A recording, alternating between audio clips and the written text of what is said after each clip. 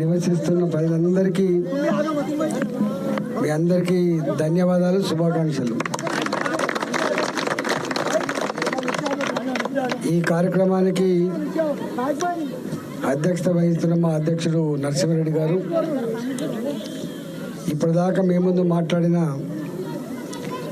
మీ ఊరి వాసి, ఇక్కడ ఎంపీపీగా ఉండే గతంలో చంద్రశేఖర్ గారు, హైమారెడ్డి గారు, మాణిక్ రెడ్డి గారు, గంగిరెడ్డి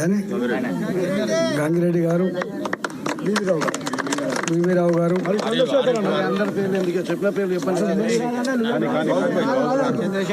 అందరికి పేరు పేరున కొంచెం 5 నిమిషాలు ఉంటే మరి ఇంతవరకు తీసుకొద్దు. డబుల్ బెడ్రూములు వచ్చిన నాడి సంబరపడ్డం. కొంచెం జరగండి.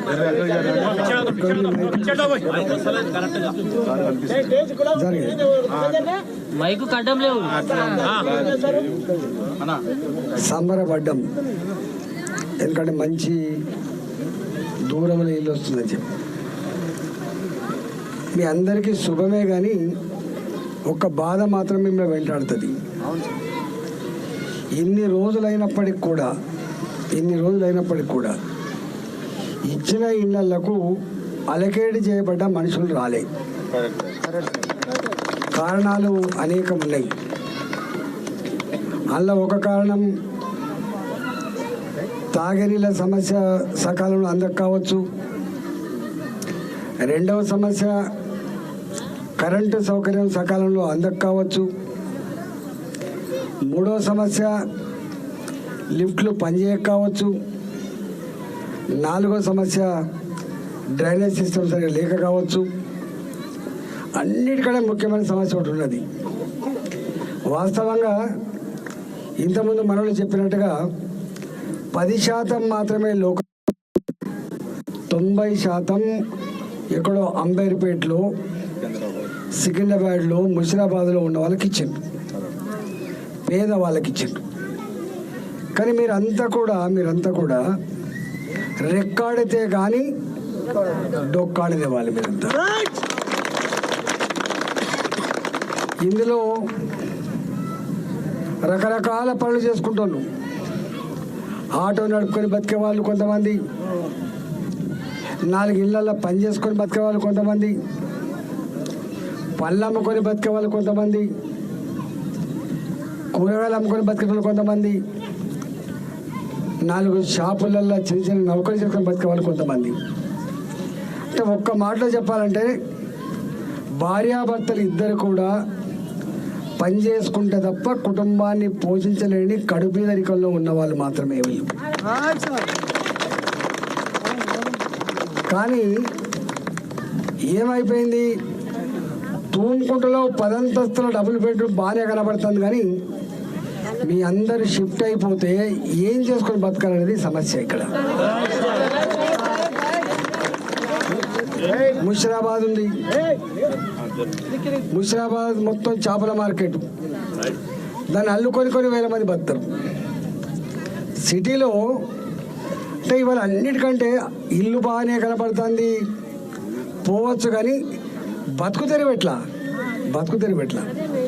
అందుకనే ఇప్పటికి కూడా ఇంకా నిండకుండా ఉండడానికి కారణం ఏంటంటే పుసుకునే ఇక్కడికి షిఫ్ట్ అయిపోతే మళ్ళీ మనం ఎక్కడైతే కూరగాయలు అమ్ముకుంటాం సిటీలో, మళ్ళీ మనకి ఎక్కడైతే పళ్ళ షాప్ ఉంటుందో అక్కడ మళ్ళీ మనం ఎవరి ఇళ్ళల్లో పని చేసుకొని బతాము, మళ్ళీ అక్కడికి పోవాల్సి వస్తుంది.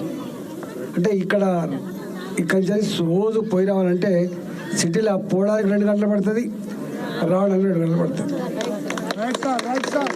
అందువల్ల నేను అప్పుడు ఒక మాట చెప్పిన వాళ్ళకి, డబుల్ బెడ్రూములు వినడానికి బాగానే ఉంది, చూడడానికి కూడా బాగానే ఉన్నాయి, కానీ మీరు ఒక్కటి ఆలోచిస్తలేరు.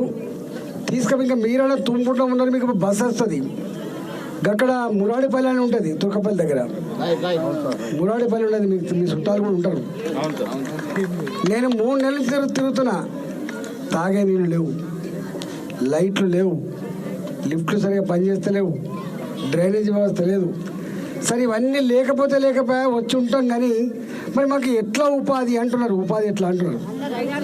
ఇవాళ డబుల్ బెడ్రూమ్లు గడికేసరి అవతల లేకపోతే ఇంకెక్కడో ఇసిరేసినట్టున్న కాడ ఏమవుతుందంటే డీసీఎంలు వచ్చో ఆటోలు వచ్చో మనుషులు ఎక్కించకపోతే తప్ప ఉపాధి లేని పరిస్థితి అది.